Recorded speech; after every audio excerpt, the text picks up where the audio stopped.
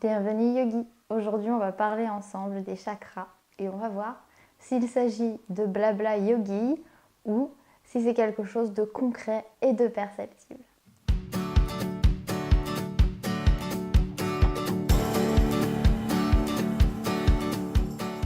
Je pense que vous avez déjà entendu parler des chakras, mais peut-être que vous n'avez pas une idée précise de ce que ça peut être. Les chakras sont des points d'énergie, des centres énergétiques qui se trouvent tout au long de notre colonne vertébrale et ils sont beaucoup utilisés dans la médecine ayurvédique. Donc tout au long de notre colonne, nous avons ces fameux chakras et on peut en compter 7. Donc le premier va se situer au-dessus de la couronne, il s'agit de Sahasrara. Ensuite, au niveau du troisième œil, donc en yoga ce qu'on appelle le troisième œil, entre nos deux sourcils, il s'agit de Anya. On en a un autre au niveau de la gorge, il s'agit de Vishuddha. Au niveau du cœur, Anahata. Au niveau du ventre, Manipura. Au niveau du périnée, Svadhisthana. Et enfin, en dessous, à l'assise, c'est Muladhara. Et ce qui est intéressant avec ces chakras, c'est qu'ils sont finalement tous reliés à une glande dans notre corps. Donc au niveau de la couronne, du dessus de la couronne, il s'agira de l'épiphyse ou de la glande pinéale qui se situe dans notre cerveau. Sa fonction est de sécréter l'hormone mélatonine. Ensuite, pour notre troisième œil, il s'agira de l'hypophyse. Pour ce qui est de notre gorge, il va s'agir de la thyroïde. Au niveau du cœur, il s'agira du thymus, donc c'est une glande qui est associée au système immunitaire et à la bonne santé. Ensuite, au niveau du ventre, au niveau de Manipura, il s'agira du pancréas. Au niveau de Svadhisthana, du périnée, il s'agira des organes reproducteurs, donc les testicules et les ovaires.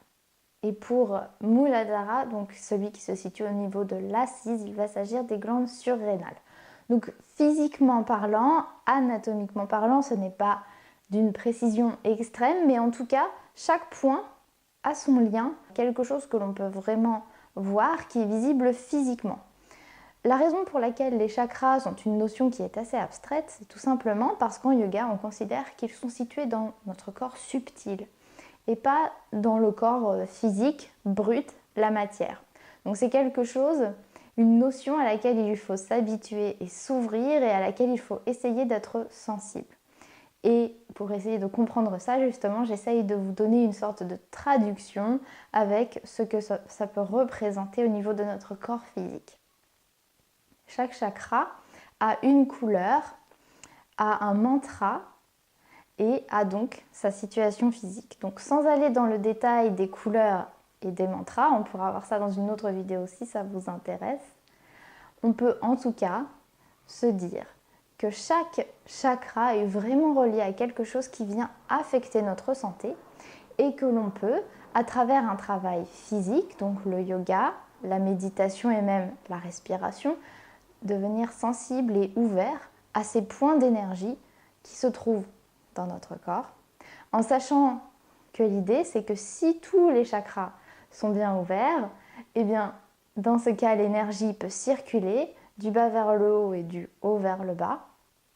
Et l'idée bien sûr c'est que l'énergie puisse atteindre le dessus de la couronne parce que les yogis considèrent que c'est là que notre prana, notre vie énergétique, doit être. Donc par exemple en médecine chinoise, on va retrouver cette notion de chi, l'énergie qui est en nous et qui circule à travers des canaux d'énergie.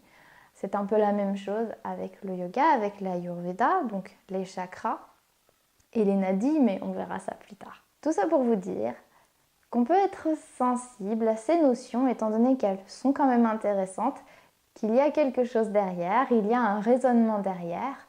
Et c'est quelque chose que vous pouvez tenter d'utiliser pendant votre pratique, être plus sensible aux chakras. Donc les associer, c'est-à-dire que quand votre professeur vous dit de rentrer le ventre, pensez à Manipura, à l'énergie au niveau du chakra du ventre.